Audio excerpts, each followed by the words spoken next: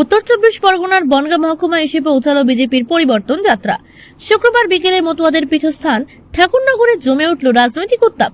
ঠাকুরনগর গাইঘাটা চাঁদপাড়া হয়ে এই যাত্রা আজ শেষ হবে বনগাঁর বাঁটার মোড়ে।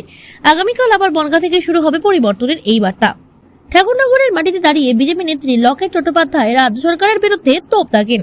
তার অভিযোগ, মতুয়া সম্প্রদায় বিজেপির পাশে থাকা তাদের হয়রানি করা হচ্ছে এবং প্রশাসনকে ব্যবহার করে ভোটার তালিকা থেকে নাম কেটে দেওয়া হচ্ছে।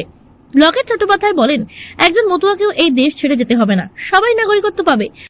পরিবর্তন যাত্রা থেকে কি বলবেন? দেখুন, এইটুকুই বলবো যে পরিবর্তন যাত্রা সারা বাংলা জুড়ে পরিবর্তন যাত্রা চলছে। মানুষ পরিবর্তন চাইছে, এত উৎসাহ, এত উদ্দীপনা আমরা দেখতে পাচ্ছি। মানুষ পরিবর্তনের পক্ষে, সেই জন্য আমাদের জয়যাত্রা এগিয়ে চলেছে, এটাই বলবো।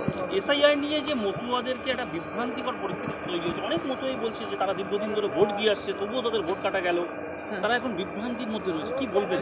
দেখুন, এই কথাটাই বলবো যে নিয়ম তো থাকে, নিশ্চয়ই হয়েছে, কিন্তু এটা মনে রাখতে হবে সঙ্গে সঙ্গে অনুপ্রবেশকারী রোহিঙ্গা তাদের নাম এখান থেকে বাদ যাবে। এবং সেখানে যদি আজকে এই রাজ্য সরকারের ভুলে বিভিন্ন ধরনের ইচ্ছাকৃতভাবে মতুয়াদের হ্যারাস করবার জন্য, যেহেতু তারা বিজেপির সাথে রয়েছে, বিজেপিকে আশীর্বাদ দিয়েছে বারবার, তাদেরকে হ্যারাস করার জন্য তাদের বিডিও, তাদের এসডিও বিভিন্নভাবে তাদেরকে হ্যারাস করে তাদের নামগুলো বাদ দিয়েছে।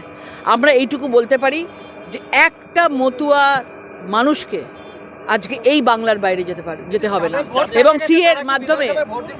সিএর মাধ্যমে ফর্ম ফিল আপ অলরেডি শুরু হয়েছে এবং সিএর মাধ্যমে তারা ফর্ম ফিল আপ করুক এবং যতটা তাড়াতাড়ি হয় আমরা চেষ্টা করব তারা ভোটের অধিকার পাক। কিন্তু এটা সবসময় মনে রাখবেন যে প্যানিক, যে ভয় সিচুয়েশন তৈরি করা হচ্ছে, মতুয়াদের এখান থেকে বাইরে পাঠিয়ে দেওয়া হবে, বাংলাদেশ পাঠিয়ে দেওয়া হবে, এই জিনিসগুলো একদম মিথ্যা।